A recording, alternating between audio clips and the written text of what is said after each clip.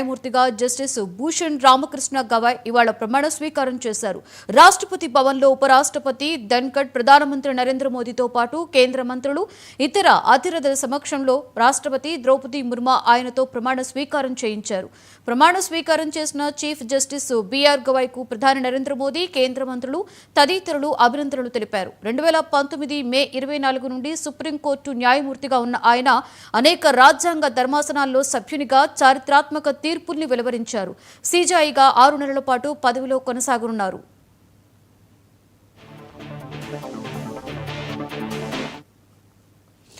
అత్యున్నత న్యాయస్థానంలో దళిత కుటుంబాల నుండి ఇప్పటి వరకు కేవలం 7 మాత్రమే జస్టిస్లుగా పనిచేయగా కేరళకు చెందిన జస్టిస్ జి బాలకృష్ణన్ తొలి దళిత చీఫ్ జస్టిస్ గా పనిచేయగా సీజేఐ పీఠాన్ని అధిరోహించిన 2వ దళిత వ్యక్తిగా బిఆర్ గవాయ్కు పేరు పొందారు.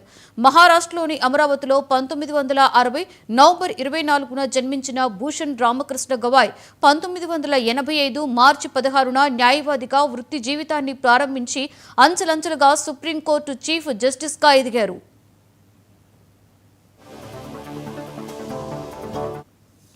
భారత రాజ్యాంగంలోని ఆర్టికల్ 124 క్లాస్ 2 ప్రకారం భారత ప్రధాన న్యాయమూర్తిని రాష్ట్రపతి నియమిస్తారు. సుప్రీంకోర్టు, హైకోర్టుల న్యాయమూర్తులతో సంప్రదింపులు జరిపిన తర్వాతే ప్రధాన న్యాయమూర్తిని రాష్ట్రపతి నియమిస్తారు.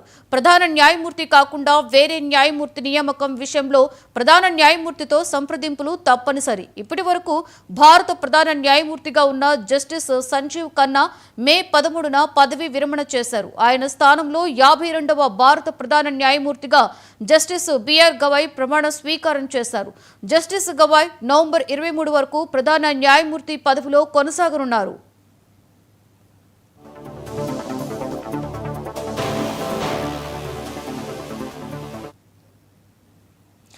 జస్టిస్ భూషణ్ గవాయ్ పూర్వపరాలు నేపథ్యం ఒకసారి చూస్తే మహారాష్ట్రలోని అమరావతి నగరంలో భూషణ్ రామకృష్ణ గవాయ్ 1960 నవంబర్ 24న జన్మించారు. ఆయన తండ్రి రిపబ్లికన్ పార్టీ ఆఫ్ ఇండియా నాయకుడైన రామకృష్ణ సూర్యబాయ్ గవాయ్. ఆర్ఎస్ గవాయ్ అమరావతి నుండి లోక్సభ ఎన్నికల్లో పోటీ చేసి పార్లమెంటు సభ్యుడిగా ఎన్నికయ్యారు. ఆ తర్వాత రాజ్యసభ ఎంపీగా కూడా పనిచేశారు. కేరళ, బీహార్ గవర్నర్ గా పనిచేశారు. ఆయన దీక్షభూమి స్మారక కమిటీ అధ్యక్షుడిగా కూడా పనిచేశారు. ఇక అమరావతిలో ప్రాథమిక విద్యను అభ్యసించిన తర్వాత ముంబైలో న్యాయ విద్యను అభ్యసించారు. 1985 మార్చి 16న బార్ కౌన్సిల్ సభ్యుడయ్యారు. 1987 వరకు హైకోర్టు మాజీ న్యాయమూర్తిగా, మాజీ అడ్వకేటు జనరల్తో కలిసి పనిచేశారు.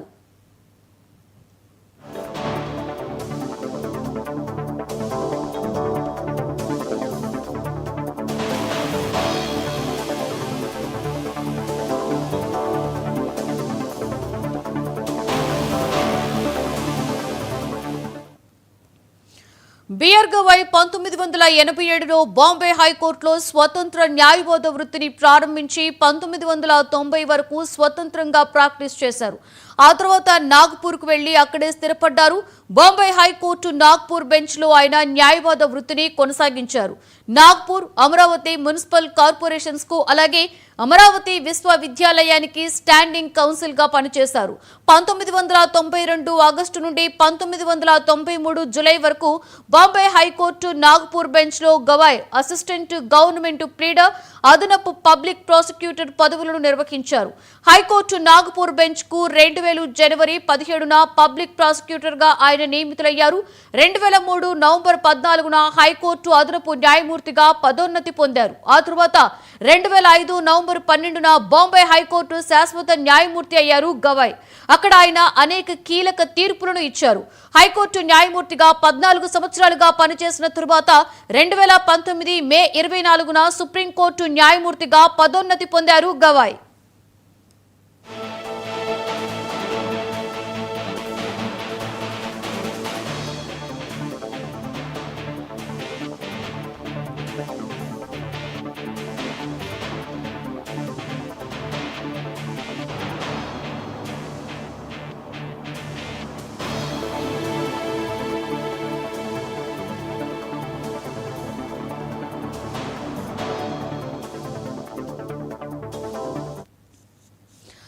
జస్టిస్ గవాయ్ ఇంతవరకు ఇచ్చిన కీలక తీర్పుల వివరాలు చూస్తే సుప్రీంకోర్టులో జస్టిస్ భూషణ్ గవాయ్ కీలక తీర్పులనిచ్చారు.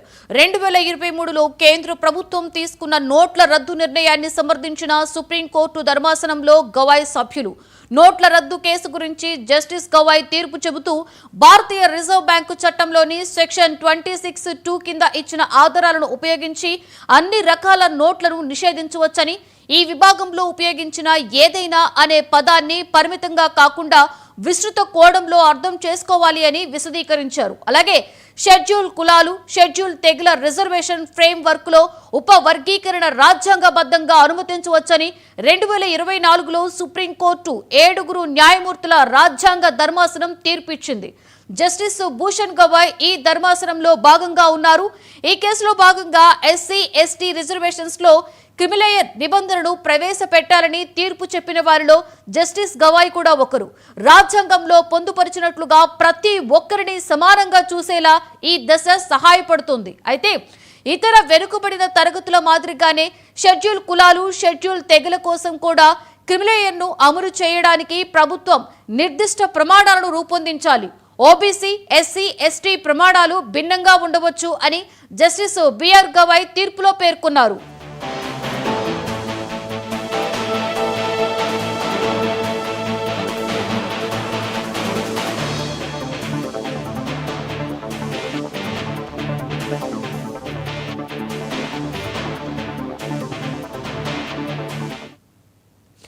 జమ్మూ కాశ్మీర్ కు ప్రత్యేక హోదాను కల్పించే ఆర్టికల్ 370ని కేంద్ర ప్రభుత్వం రద్దు చేసినప్పుడు ఆ నిర్ణయాన్ని కొందరు సుప్రీంకోర్టులో సవాలు చేశారు. అయితే కేంద్ర ప్రభుత్వ చర్యను సమర్థిస్తూ సుప్రీంకోర్టు డిసెంబర్ 2023లో తీర్పును వెలువరించింది.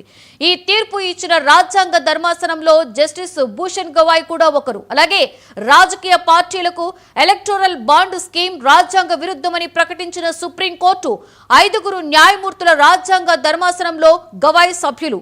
దాతల వివరాలు చెప్పకపోవడము అనేది రాజ్యాంగంలోని ఆర్టికల్ 19(1)(a) కింద పౌరుల సమాచార హక్కును ఉల్లంఘిస్తోందని ఈ ధర్మాసనం అభిప్రాయపడింది.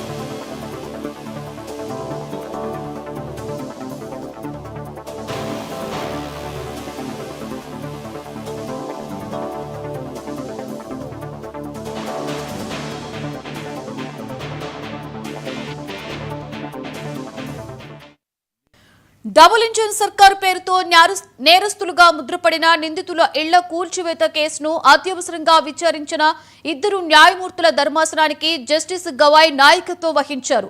ఉత్తరప్రదేశ్, మధ్యప్రదేశ్లలో నిందితుల ఇళ్ల కూల్చివేతను సవాల్ చేస్తూ దాఖలైన పిటిషన్స్ ను విచారించిన ధర్మాసనం ఇళ్ల కూల్చివేతలను ధర్మాసనం తీవ్రంగా తప్పుబట్టింది. తగిన ప్రక్రియను పాటించకుండా ఆస్తులను ధ్వంసం చేయడం విరుద్ధమని పేర్కొంది. నిందితుల ఇళ్లపై ఇటువంటి చర్యలు తీసుకునే ముందు అనుసరించవలసిన విధానపరమైన చర్యలను కోర్టు నిర్దేశించింది.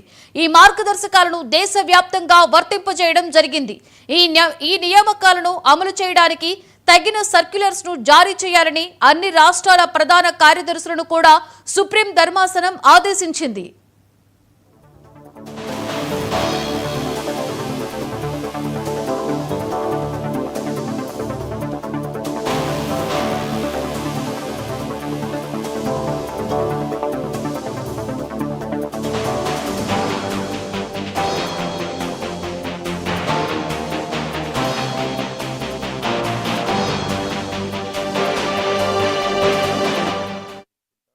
రాహుల్ గాంధీపై దాఖలైన పరువు నష్టం కేసులో సూరత్ సెషన్స్ కోర్టు ఆయనకు 2 ఏళ్లు జైలు శిక్ష విధించింది. అయితే గరిష్ట శిక్ష విధించడానికి దిగువ కోర్టు నిర్దిష్ట కారణాలను అందించలేదని పేర్కొంటూ సుప్రీంకోర్టు శిక్షను నిలిపివేసింది. జస్టిస్ భూషణ్ గవాయ్ నేతృత్వంలోని బెంచ్ ఈ కేసును విచారించింది. అయితే విచారణ సమయంలో జస్టిస్ గవాయ్ తన కుటుంబానికి కాంగ్రెస్ పార్టీతో ఉన్న దీర్ఘకాల అనుబంధాన్ని పేర్కొంటూ స్వచ్ఛందంగా కేసు నుండి తప్పుకునేందుకు ముందుకు వచ్చారు. చివరకు కేసును గవాయ్ నేతృత్వంలోని ధర్మాసనమే విచారించింది. జస్టిస్ భూషణ్ గవాయ్ నేతృత్వంలోని ప్రత్యేక ధర్మాసనం 2023లో సామాజిక కార్యకర్త తీస్తా సెతల్వాద్ కు బెయిల్ మంజూరు చేసింది. 2002లో గుజరాత్ అల్లర్లకు కుట్ర పన్నారు అనే ఆరోపణలు తీస్తాపై ఉన్నాయి.